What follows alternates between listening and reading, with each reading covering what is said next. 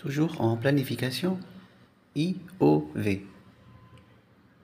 Nous avons rencontré ce concept auprès de Madame Dorsaf comme étant des indicateurs objectivement vérifiables.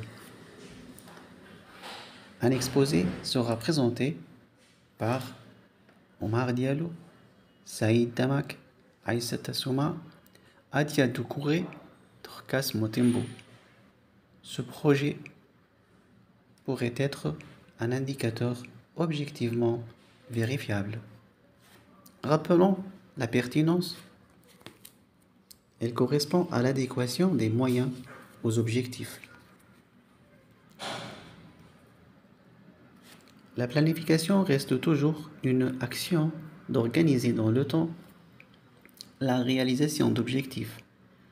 C'est un processus qui fixe, après étude et réflexion prospective, les objectifs à atteindre, les moyens nécessaires, les étapes et les méthodes de suivi.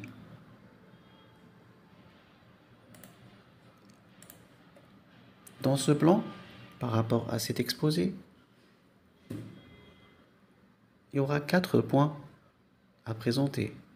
1. Définition et caractéristiques de la planification. 2. Typologie des plans. 3. Les niveaux de la planification. Et enfin, la prise de décision.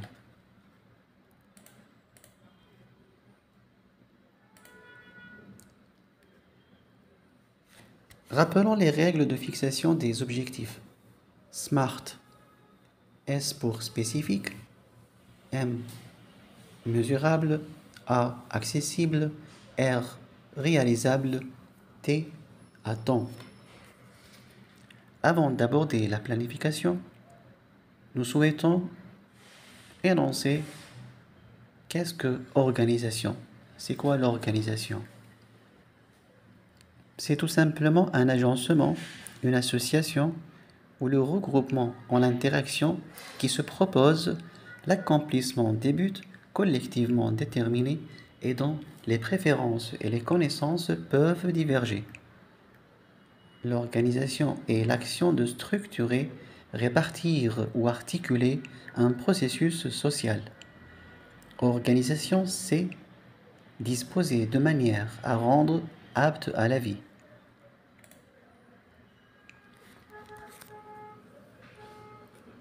Revenons à l'exposé. 1. Définition et caractéristiques. La planification est définie comme le process par lequel le gestionnaire décide des étapes à suivre selon une méthode bien précise et les moyens humains, financiers et techniques nécessaires et adéquats pour atteindre et ou réaliser un objectif. Un objectif, c'est répondre aux questions: on est où? Qu'est-ce qu'on veut faire? Quand? Qui va faire ceci et cela? Comment ça va être fait? Combien? Des avantages par rapport à la planification, du fait qu'elle clarifie les grands objectifs en les formulant explicitement. Elle oriente et organise les efforts de chacun dans l'entreprise. Et elle permet à l'entreprise de composer avec le changement. Cependant, il y a 3 limites, il y en a d'autres. Ici, la planification est coûteuse. Dans l'exposé, elle peut engendrer une résistance au changement. Elle diminue l'initiative des personnes.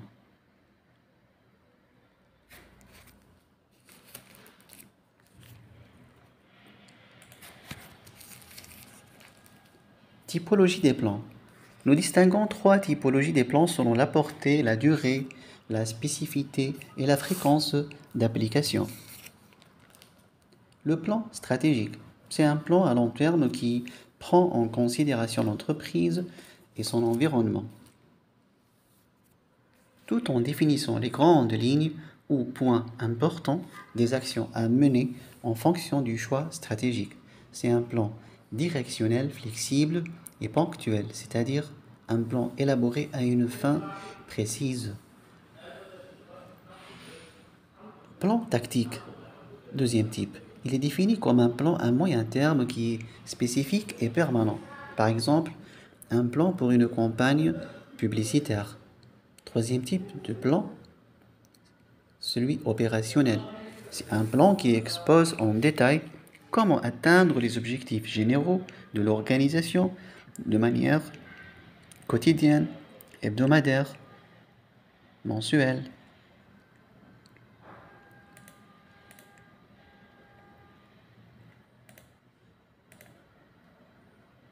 Nous observons des typologies des plans. Nous l'avons observé. Troisième point, traitons les niveaux de planification. La planification stratégique. Dans son premier niveau, il y a lieu d'identifier la mission et les objectifs. À son deuxième niveau, une analyse de l'environnement. À son troisième niveau, c'est pareil. Identifier les opportunités et menaces ainsi que les forces et faiblesses.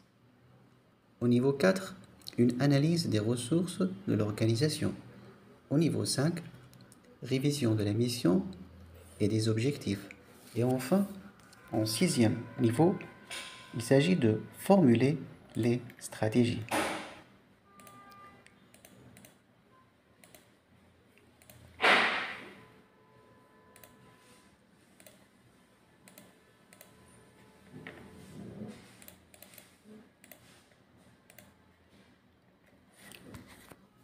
B. La planification opérationnelle. La technique management par objectif est un procédé par lequel un supérieur et ses subordonnés se fixent ensemble des objectifs communs. Fixer des objectifs des services en collaboration avec les responsables de service. Fixation des objectifs stratégiques de l'organisation. Une discussion sur les objectifs des services avec les subordonnés. Une fixation des objectifs assortis d'un échéancier pour chaque subordonné. Et une assurance sur une rétroaction par des rencontres périodiques avec les subordonnés.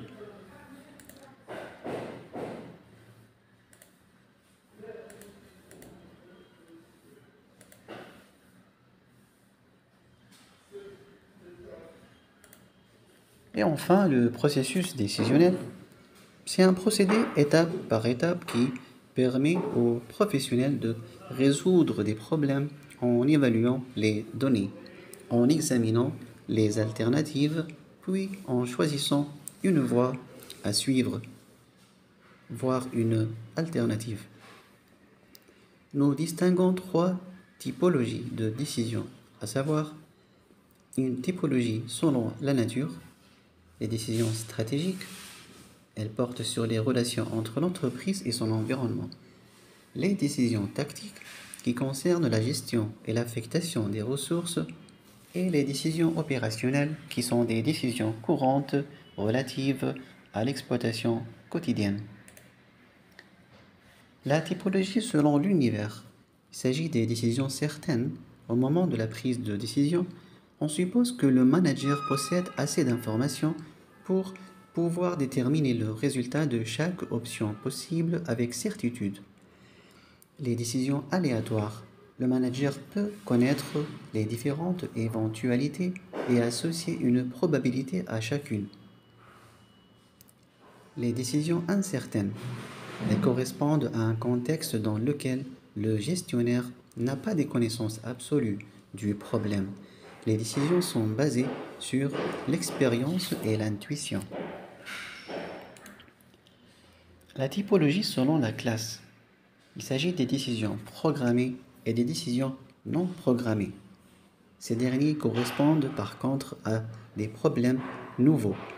Mais les décisions programmées correspondent à des problèmes connus, simples, familiers et faciles à cerner et dont la résolution n'exige d'avoir recours à des données complexes.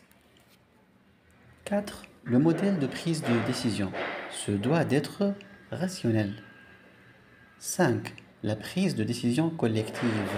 Dans la majorité des organisations, De multiples décisions sont prises après une consultation intensive de plusieurs personnes. Parmi ces outils de prise de décision, il a été parlé du brainstorming depuis 1940 par un certain Alex. C'est son concept à lui. Il s'agit de produire le maximum d'idées, un peu de concentration sur la qualité de ces idées. Ici, l'objectif du brainstorming, il s'agit de collecter le maximum d'idées.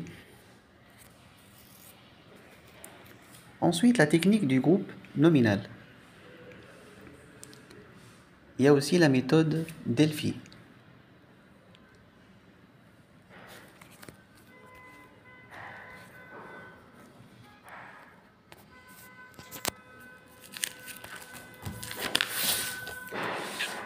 Revenons sur le brainstorming, ou on appelle ça aussi le remue-ménage. C'est une méthode conçue pour générer un maximum d'idées possibles dans les réunions de groupe. Cette méthode cherche à privilégier la part de l'imagination créatrice de chaque membre du groupe, en encourageant la formulation de propositions tout en mettant de côté les critiques éventuelles. Une séance de brainstorming se déroule selon les phases suivantes. D'abord, la préparation, constitution des groupes, présentation du thème à étudier. Ensuite, la divergence, production du plus grand nombre d'idées en se conformant aux 4 principales règles. Tout jugement critique est exclu, la quantité est demandée et non la qualité, l'imagination libre est bienvenue, les combinaisons et améliorations d'idées sont tolérées, et enfin la convergence, travail de tri, de sélection et de jugement de la production. Parlons de la technique du groupe nominal.